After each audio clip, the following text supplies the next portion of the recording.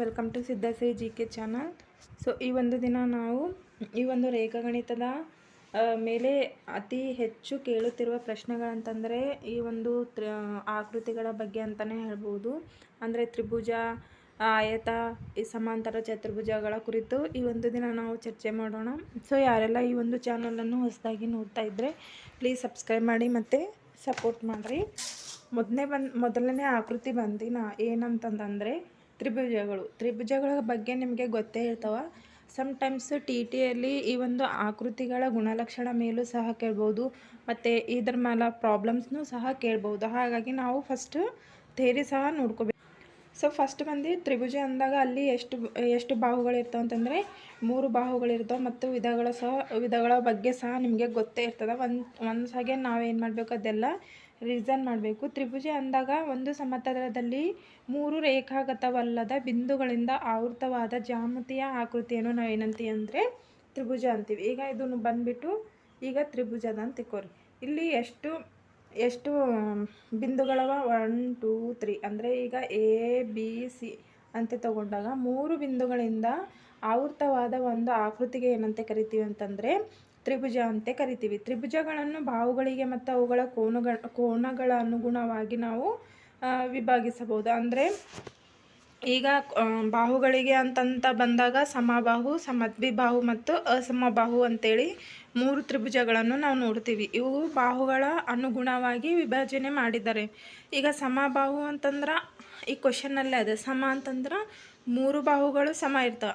ನಮಗೆ ಫಸ್ಟ್ ಏನು ಗೊತ್ತಿರಬೇಕು, ತ್ರಿಭುಜ ಅಂದಾಗ ಅಲ್ಲಿ 3 ಬಿಂದುಗಳು ಮತ್ತು 3 ಬಾಹುಗಳಿಂದ ಆವೃತವಾಗಿರುವ ರೇಖಾಗತವಲ್ಲದ ಒಂದು ಆಕೃತಿಗೆ ಅಂತೀವಿ. ಮತ್ತು ಅದರ ಒಳಕೋನಗಳು ಮೊತ್ತ ಎಷ್ಟಿರ್ತದೆ, 3ದ್ದು 180 ಡಿಗ್ರಿ ಇರ್ತದೆ. ಇಷ್ಟು ನಮಗೆ ಗೊತ್ತಿರಬೇಕು, ಇದು ಬೇಸಿಕ್ ಪಾಯಿಂಟು. ಮತ್ತು ಇಲ್ಲಿ ಸಮಬಾಹು ತ್ರಿಭುಜ ಅಂದಾಗ ಅಲ್ಲಿ 3 ಬಾಹುಗಳು ಏನಿರ್ತಾವಂತಂದರೆ ಸಮ ಆಗಿರ್ತವೆ. ಎಷ್ಟು ಬಾಹುಗಳು, ಈಗ ಇದೊಂದು ತ್ರಿಭುಜ ಆದಂತಂದಾಗ ಇದು ಬಾಹು, ಇದು ಬಾಹು, ಇದು ಬಾಹು, 3 ಬಾಹು ಸಮ ಇದ್ದಾಗ ಏನಂತದಂತಂದರೆ ಇದು ಸಮಬಾಹು ತ್ರಿಭುಜ ಅಂತೇಳಿ ಕರಿತೀವಿ.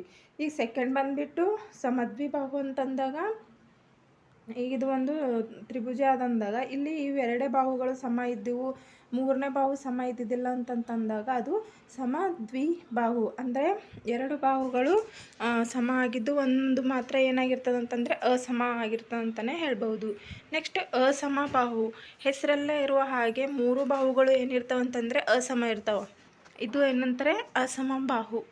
ಅಂದರೆ ಬಾಹುಗಳಿಗೆ ಅನುಗುಣವಾಗಿ 3 ರೀತಿಯಾಗಿ ತ್ರಿಭುಜವನ್ನು ವಿಂಗಡಣೆ ಮಾಡಿದ್ದಾರೆ.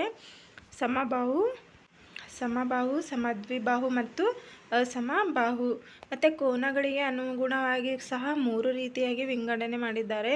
ಅವು ಯಾವಂತಂದರೆ ಲಘು ಕೋನ, ಲಂಬ ಕೋನ ಮತ್ತು ಅಧಿಕ ಕೋನ ಅಂತೇಳಿ 3 ಕೋನಗಳನ್ನು ಸಹ ನಾವು ನೋಡ್ಬೋದು. ಈಗ ಲಘು ಕೋನ ಅಂದಾಗ ಆಲ್ರೆಡಿ ನಿಮಗೆ ಗೊತ್ತೇ ಇರುವ ಹಾಗೆ ಈಗ ತ್ರಿಭುಜದಲ್ಲಿ 3 ಕೋನಗಳಿರ್ತಾವಲ್ಲ, ಆ ಒಂದು 3 ಕೋನಗಳ ಡಿಗ್ರಿ ಏನಿರ್ಬೇಕಂತಂದರೆ 90 ಡಿಗ್ರಿಗಿಂತ ಕಡಿಮೆ ಇತ್ತಂತಂದರೆ ನಾವೇನಂತ ಕರಿತೀವಿ, ಅದಕ್ಕೆ ಲಘು ಕೋನ ಅಂತೇಳಿ ಕರಿತೀವಿ. ಅಧಿಕ ಕೋನ ಅಂತಂದರೆ ಅಲ್ಲಿ ಯಾವುದಾದ್ರೂ ಒಂದು ಕೋನ ಮಾತ್ರ 90 ಡಿಗ್ರಿಗಿಂತ ಹೆಚ್ಚು ಇತ್ತಂತಂದ್ರೆ ಅಧಿಕ ಕೋನ ಅಂತ ಕರಿತೀವಿ. ಬಟ್ ತ್ರಿಭುಜದ 3 ಕೋನ ಕೂಡಿಸಿದಾಗ ನಮ್ಗೆ ಎಷ್ಟು ಬರಬೇಕು, 180 ಡಿಗ್ರಿ ಬರಬೇಕು. ಬಟ್ ಯಾವುದಾದ್ರೂ ಒಂದು ಕೋನ 90ಕ್ಕಿಂತ ಹೆಚ್ಚಿಗಿತ್ತಂದ್ರೆ ನಾವು ಏನಂತೀವಿ, ಅಧಿಕ ಕೋನ ಅಂತೇಳಿ ಕರಿತೀವಿ. ಈಗ ಲಂಬ ಕೋನ ಅಂತಂದಾಗ ಈ ರೀತಿ ಆಗಿರ್ತದೆ. ಇಲ್ಲೆಷ್ಟು ಡಿಗ್ರಿ ಆಗಿರ್ತಂತಂದರೆ 90 ಡಿಗ್ರಿ ಅಂತಲೇ ಹೇಳ್ಬೋದು. ಸೊ ಇದು ಬಂದುಬಿಟ್ಟು ಲಂಬ ಕೋನ ತ್ರಿಭುಜ ಆಗಿರ್ತವೆ. ಈಗ ನೆಕ್ಸ್ಟ್ ಬರುವ ಆಕೃತಿ ಬಂದುಬಿಟ್ಟು ಚತುರ್ಭುಜಗಳು. ಈಗ ಚತುರ್ಭುಜಗಳು ಮೇಲೂ ಸಹ ನಮಗೆ ಎಕ್ಸಾಮ್ನಲ್ಲಿ ಕೇಳ್ತಾನೆ ಇರ್ತಾರೆ. ಸೊ ಹಾಗಾಗಿ ನೋಡ್ಕೋಬೇಕು. ಚತುರ್ಭುಜ ಅಂದಾಗ ಒಂದು ಸಮತಲದಲ್ಲಿ ಯಾವುದೇ 3 ಬಿಂದುಗಳು ಏಕರೇಖಾಗತವಲ್ಲದ 4 ಬಿಂದುಗಳನ್ನು ರೇಖಾಖಂಡಗಳಿಂದ ಜೋಡಿಸಿದಾಗ ಉಂಟಾಗುವ ಆವೃತ ರೇಖಾಕೃತಿಯನ್ನು ಏನಂತ ಕರಿತೀವಿ ನಾವು ಅಂದರೆ ಚತುರ್ಭುಜ ಅಂತ ಕರಿತೀವಿ. ಅಂದರೆ ಇಲ್ಲಿ 3 ಬಿಂದುಗಳು ಏಕರೇಖಾಗತವಾಗಿರ್ತಾವೆ, ಬಟ್ 4 ಬಿಂದುಗಳು ರೇಖಾಖಂಡಗಳಿಂದ ಜೋಡಿಸಿರ್ತಾರೆ. ಇಲ್ಲಿ ನೋಡ್ರಿ ಎಷ್ಟು ರೇಖಾಖಂಡ, 1 2 3 4 4 ರೇಖಾಖಂಡಗಳವ. ಬಟ್ 3 ಬಿಂದುಗಳಿಂದ ಏಕರೇಖಾಗತವಲ್ಲದ 4 ಬಿಂದುಗಳಿಗೆ ನಾವು ಏನಂತ ಕರಿತೀವಿ ಅಂತಂದರೆ ಚತುರ್ಭುಜ ಅಂತ ಕರಿತೀವಿ. ಇದರಲ್ಲೂ ಸಹ 2 ರೀತಿಯ ಚತುರ್ಭುಜಗಳನ್ನು ನಾವು ನೋಡ್ಬೋದು. ಅಂತರ್ವಕ್ರ ಚತುರ್ಭುಜ ಮತ್ತು ಬಹಿರ್ವಕ್ರ ಚತುರ್ಭುಜ ಅಂತೇಳಿ ನೋಡ್ಬೋದು. ಈಗ ಬಹಿರ್ ಅಂದಾಗ ನಮಗೆ ಗೊತ್ತೇ ಇರ್ತದೆ ಹೊರಗಡೆ ಬರುವ ಕೋನ. ಅಂತರ್ ಅಂತಂದರೆ ಒಳಗಿನ ಕೋನ. ಇಲ್ಲಿ ನೋಡ್ರಿ ಬಹಿರ್ವಕ್ರ ಚತುರ್ಭುಜ ಅಂದಾಗ ಪ್ರತಿ ಒಳ ಕೋನವು 180ಕ್ಕಿಂತ ಕಡಿಮೆ ಇದ್ದಾಗ ಬಹಿರ್ವಕ್ರ ಚತುರ್ಭುಜ ಅಂತ ಕರಿತೀವಿ. ಅದೇ ರೀತಿ ಯಾವುದೇ ಒಂದು ಕೋನ 180ಕ್ಕಿಂತ ಹೆಚ್ಚಾಗಿದ್ದರೆ ಅದಕ್ಕೆ ಏನಂತೀವಿ ನಾವು ಅಂತರ್ವಕ್ರ ಅಂತೇಳಿ ಕರಿತೀವಿ. ಇದು ನೆನ್ಪಿಟ್ಕೋಬೇಕು. ಒಳಕೋನವು 180ಕ್ಕಿಂತ ಕಡಿಮೆ ಇದ್ದರೆ ಬಹಿರ್ವಕ್ರ ಚತುರ್ಭುಜ, 180ಕ್ಕಿಂತ ಹೆಚ್ಚಿದ್ರೆ ಅದು ಅಂತರ್ವಕ್ರ ಚತುರ್ಭುಜ. ಇಲ್ಲಿ ನೋಡ್ರಿ ಇದು ಬಹಿರು, ಇದು ಅಂತರ್. ಸೊ ಇಲ್ಲಿ ಎಕ್ಸಾಂಪಲ್ ಸಹ ಕೊಟ್ಟಿದ್ದಾರೆ, ನೋಡ್ಕೊಳ್ಳಿ. ನೆಕ್ಸ್ಟ್ ಬಂದ್ಬಿಟ್ಟು ಚತುರ್ಭುಜದ ವಿಧಗಳು. ಈ ಚತುರ್ಭುಜದಲ್ಲಿ ವಿವಿಧ ರೀತಿಯ ವ್ಯಾಖ್ಯಾನಗಳು ಸಹ ನೋಡ್ಬೋದು. ಬಟ್ ಇಲ್ಲಿ ಚತುರ್ಭುಜದ ಒಳಕೋನಗಳ ಮೊತ್ತ ಎಷ್ಟಿರ್ತದ? 360 ಡಿಗ್ರಿ ಇರ್ತದೆ. ಇದು ಗೊತ್ತಿರಬೇಕು, ಎಕ್ಸಾಮ್ನಲ್ಲಿ ಕೇಳ್ಬಹುದು. ಅದೇ ರೀತಿ ತ್ರಿಭುಜದ ಎಷ್ಟಿತ್ತು? ತ್ರಿಭುಜದ ಕೇಳಿದಾಗ 180 ಇತ್ತು. ಅದೇ ರೀತಿ ಚೌಕದ ಕೇಳಿದಾಗ 360 ಡಿಗ್ರಿ ಇರ್ತದೆ. ಇದು ನಾವು ನೆನ್ಪಿಟ್ಕೋಬೇಕು. ಹಾಗಾದರೆ ಚತುರ್ಭುಜದ ಮೊದಲನೇ ವಿಧ ನೋಡ್ಕೊಂಬರಂಬರ್ರಿ. ಮೊದಲನೇ ವಿಧ ಚತುರ್ಭುಜದ ಏನಾಗಿರ್ತದೆ ಅಂತಂದರೆ ಚೌಕಗಳು ಆಗಿರ್ತದೆ. ಚೌಕ ಅಂತಂದರೆ ಇಂಗ್ಲೀಷ್ನಲ್ಲಿ ಏನಂತೀವಿ? ಸ್ಕ್ವೇರ್ ಅಂತ ಕರಿತೀವಿ. ಇಲ್ಲಿ ನೋಡ್ರಿ, ಎಲ್ಲ ಬಾಹುಗಳು ಸಮ ಮತ್ತು ಸಮಾಂತರವಾಗಿರುವ ಎಲ್ಲ ಕೋನಗಳು 90 ಡಿಗ್ರಿಯಿಂದ ಇರುವ ಚತುರ್ಭುಜವನ್ನು ಚೌಕ ಅಥವಾ ವರ್ಗ ಅಂತ ಕರಿತೀವಿ. ಇಲ್ಲಿ ನೋಡ್ರಿ, ಇದು ಡಯಾಗ್ರಾಮ್ ನೋಡಿದಾಗ ನಮ್ಗೆ ಏನು ಕಾಣಿಸ್ತದ? 4 ಕೋನಗಳು ಸಹ ಎಷ್ಟಿರ್ತವೆ? 90 ಡಿಗ್ರಿ ಇರ್ತವೆ. 4 ಕೋನಗಳು ಕೂಡಿಸಿದಾಗ ನಮ್ಗೆ ಎಷ್ಟು ಬರ್ತದೆ ಆನ್ಸರು? 360 ಡಿಗ್ರಿ ಇರ್ತವೆ ಮತ್ತು ಎಲ್ಲ ಬಾಹುಗಳು ಸಮ ಆಗಿರ್ತವೆ. ಇದಕ್ಕೆ ಏನಂತೀವಿ ಅಂದರೆ ನಾವು ಚೌಕ ಅಂತ ಕರಿತೀವಿ. ಇದ್ರ ಗುಣಲಕ್ಷಣ ಏನು? ಚೌಕದ ಎಲ್ಲ ಬದಿಗಳು ಸಮಾನ ಅಳತೆಯಲ್ಲಿವೆ.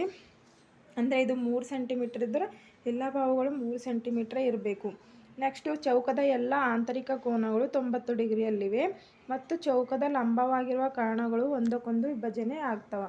ಸಪೋಸ್ ನಾವಿಲ್ಲಿ ಏನಾದರೂ ಕಾರಣಗಳು ತೊಗೊಂಡೆ ಅಂತಂದರೆ ಏನಾಗ್ತವೆ ಅಂದರೆ AC ಮತ್ತು DB ಎಂಬವು ಇವೆರಡು ಕಾರಣಗಳು ಸಹ ನಾವು ಹೇಳಬಹುದು. ಹಾಗಾದರೆ ಚೌಕದ ವಿಸ್ತೀರ್ಣದ ಸೂತ್ರ ಏನು ಅಂತಂದರೆ ಬಾಹು ಇಂಟು ಬಾಹು. ಇದು ಚೌಕದ ವಿಸ್ತೀರ್ಣ. A=A² ಅಂತಲೂ ನಾವು ತಗೋಬೋದು. ಇದು ಬಂದ್ಬಿಟ್ಟು ಚೌಕದ ವಿಸ್ತೀರ್ಣ. ನೆಕ್ಸ್ಟ್ ಬರುವ ಸಮಾಂತರ ಚತುರ್ಭುಜದಲ್ಲಿನ ವಿಧ ಅಂತಂದರೆ ಆಯತ ಅಂತಲೇ ಕರಿಬೋದು. ಈ ಆಯತ ಬಗ್ಗೆ ಸಹ ನಿಮಗೆ ಗೊತ್ತೇ ಇರ್ತದೆ. ಇಲ್ಲಿ ಚೌಕಕ್ಕಿಂತ ಇದು ಡಿಫ್ರೆಂಟ್ ಆಗಿರ್ತದೆ. ಯಾಕಂತಂದರೆ ಇಲ್ಲಿ ಅಭಿಮುಖ ಬಾಹುಗಳು ಮಾತ್ರ ಸಮ ಮತ್ತು ಸಮಾಂತರ ಆಗಿರ್ತವೆ. ಎಲ್ಲ ಕೋನಗಳು 90 ಡಿಗ್ರಿನೇ ಇರ್ತವೆ. ಇಲ್ಲೂ ಸಹ ಅಲ್ಲೇನಿದ್ದು ಎಲ್ಲ ಬಾಹುಗಳು ಸಮ ಇದ್ದರೆ ಇಲ್ಲಿ ಬರೀ ಅಭಿಮುಖ ಬಾಹುಗಳು ಮಾತ್ರ ಸಮ ಇರ್ತವೆ. For example AB = DC and AD = BC. So ಹಾಗಾಗಿ ಇಲ್ಲಿ ಅಭಿಮುಖ ಬಾಹುಗಳು ಮಾತ್ರ ಸಮವಾಗಿದ್ದು ಮತ್ತು ಎಲ್ಲ ಕೋನಗಳು ಎಷ್ಟು ಡಿಗ್ರಿ ಇರ್ತಾವೆ ಅಂದರೆ 90 ಡಿಗ್ರಿ ಇರ್ತಾವೆ. ಸೊ ಇಲ್ಲಿ ಆಯತದ ವಿಸ್ತೀರ್ಣ ಅಂತ ಬಂದಾಗ A = L ಅಂದರೆ ಲೆಂತು, B ಅಂದರೆ ಬ್ರೆಡ್ತು. ಸೊ ಇದು ಲೆಂತು, ಇದು ಬ್ರೆಡ್ತು. ಅಲ್ಲಿ ಚೌಕದ ವಿಸ್ತೀರ್ಣ ಕೇಳಿದಾಗ ಬಾಹು ಇಂಟು ಬಾಹು ಅಂದರೆ A² ಅಂತ ತೊಗೋಬೋದು. ಇಲ್ಲಿ ಉದ್ದ ಇಂಟು ಅಗಲ ಬಂದುಬಿಟ್ಟು ಆಯತದ ವಿಸ್ತೀರ್ಣ ಆಗಿರ್ತದೆ. ನೆಕ್ಸ್ಟ್ ಪಾಯಿಂಟ್ ಬಂದುಬಿಟ್ಟು ಸಮಾಂತರ ಚತುರ್ಭುಜ. ಈ ಸಮಾಂತರ ಚತುರ್ಭುಜದಲ್ಲಿ ಇಲ್ಲೂ ಸಹ ಆಯತದಂಗೆ ಇರ್ತದೆ. ಅಂತಂದರೆ ಅಭಿಮುಖ ಬಾಹುಗಳು ಸಮ ಮತ್ತು ಸಮಾಂತರವಾಗಿರ್ತವೆ. ಇದು ಸ್ಕ್ವೇರ್ ಇಷ್ಟ ಡಿಫ್ರೆಂಟ್ ಇರ್ತದೆ. ಅಲ್ಲಿ ಏನಂದರೆ ಎಲ್ಲ ಬಾಹುಗಳು ಸಮ ಆಗಿರ್ತವೆ. ಆಯತ ಮತ್ತು ಸಮಾಂತರ ಚತುರ್ಭುಜ ನೋಡಿದಾಗ ಅಭಿಮುಖ ಬಾಹುಗಳು ಮಾತ್ರ ಸಮ ಆಗಿರ್ತವೆ ಅಂತಲೇ ಹೇಳ್ಬೋದು. ಸೊ ಇಲ್ಲೂ ಸಹ ಸಮಾಂತರ, ಬಟ್ ಇಲ್ಲಿ ಕೋನಗಳಿಗೆ ಹೋಲಿಸಿದಾಗ ಇಲ್ಲಿ ಡಿಫ್ರೆಂಟ್ ಇರ್ತಾವೆ ನೋಡ್ರಿ. ಸಮಾಂತರ ಚತುರ್ಭುಜದ 2 ಪಾರ್ಶ್ವಕೋನಗಳ ಮೊತ್ತವು ಎಷ್ಟು ಡಿಗ್ರಿ ಇರ್ತದೆ ಅಂತಂದರೆ 180 ಡಿಗ್ರಿ ಇರ್ತದೆ. ಪಾರ್ಶ್ವಕೋನ ಅಂದರೆ ಅವು ಇದು ಒಂದು ಸರಿ ತೋರಿಸ್ತೀನಿ ಅಂದರೆ ಇಲ್ಲೊಂದು ಕೋನ, ಇಲ್ಲೊಂದು ಕೋನ, ಇವೆರಡು ಕೋನ ಕೂಡಿಸಿದಾಗ ಎಷ್ಟು ಡಿಗ್ರಿ ಬರಬೇಕು? 180. ಇದು 180, ಇದು 180 ಅಂದಾಗ ಎಷ್ಟು ಡಿಗ್ರಿ ಆಗಿರ್ತದೆ? 360 ಡಿಗ್ರಿ ಆಗಿರ್ತದೆ. ಇದಿಷ್ಟು ನೆನಪಿಟ್ಕೋಬೇಕು. ಯಾಕಂದರೆ ಚೌಕದಲ್ಲಿ 90 ಡಿಗ್ರಿ ಇರ್ತದೆ ಎಲ್ಲ ಕೋನಗಳದ್ದು, ಆಯತದಲ್ಲೂ ಕೂಡ. ಬಟ್ ಸಮಾಂತರ ಚತುರ್ಭುಜದಲ್ಲಿ ಪಾರ್ಶ್ವಕೋನಗಳು ಎಷ್ಟು ಡಿಗ್ರಿ ಇರ್ತವೆ? 180 ಡಿಗ್ರಿಗೆ ಸಮ ಆಗಿರ್ತವೆ, ಎರಡು ಕೋನ ಕೂಡಿಸಿದಾಗ ಮಾತ್ರ. ಸೊ ಅದೇ ರೀತಿಯಾಗಿ ಇಲ್ಲಿ ಸಮಾಂತರ ಚತುರ್ಭುಜದ ವಿಸ್ತೀರ್ಣ ಏನಾಗಿರ್ತದೆ ಅಂತಂದರೆ ಬ್ರೆಡ್ತ್ ಇಂಟು ಹೈಟ್. ಇಲ್ಲಿ ಸಮಾಂತರ ಚತುರ್ಭುಜ ಸೂತ್ರ ನೋಡ್ರಿ, ಏರಿಯಾ = ಬ್ರೆಡ್ತ್ ಇಂಟು ಹೈಟ್. ಇದು ಬಂದುಬಿಟ್ಟು ಬ್ರೆಡ್ತು. ಸಪೋಸ್ ಇಲ್ಲಿ ಏನಾದರೂ ನಾವು ಇನ್ನೊಂದು ಲೈನ್ ಏನಾರ ಎಳೆದೇವಿ ಅಂತಂತಂದ್ರೆ ಇಲ್ಲಿದು ಏನಾಗಿರ್ತದೆ ಅಂತಂದರೆ ಹೈಟ್ ಆಗಿರ್ತದೆ ಅಂತಲೇ ಹೇಳ್ಬೋದು. ಹಾಗಾಗಿ ಇಲ್ಲಿ area = breadth into height square unit ಅಂತಂದರೆ ಇದರ ಏಕಮಾನ. ಹಾಗಾಗಿ ಇದ್ರ ಸೂತ್ರ ಸಹ ನಾವು ಎಲ್ಲವನ್ನು ಬರ್ಕೊಂಡಿಕ್ಕೋಬೇಕು. ಸೊ ಈ ಒಂದು ಆಕೃತಿಗಳಲ್ಲಿ ಬರುವ ವಿಧಗಳು ತ್ರಿಭುಜ ಮತ್ತು ಚೌಕ, ಆಯತ ಮತ್ತು ಸಮಾಂತರ ಚತುರ್ಭುಜಗಳ ಮೇಲೆ ಕೇಳಿರುವ ಸೂತ್ರಗಳ ಕುರಿತು ನಿಮಗೆ ಇಷ್ಟವಾದಲ್ಲಿ ಈ ಒಂದು ಚಾನಲನ್ನು ಸಬ್ಸ್ಕ್ರೈಬ್ ಮಾಡಿ ಮತ್ತು ಸಪೋರ್ಟ್ ಮಾಡಿ. Thank you.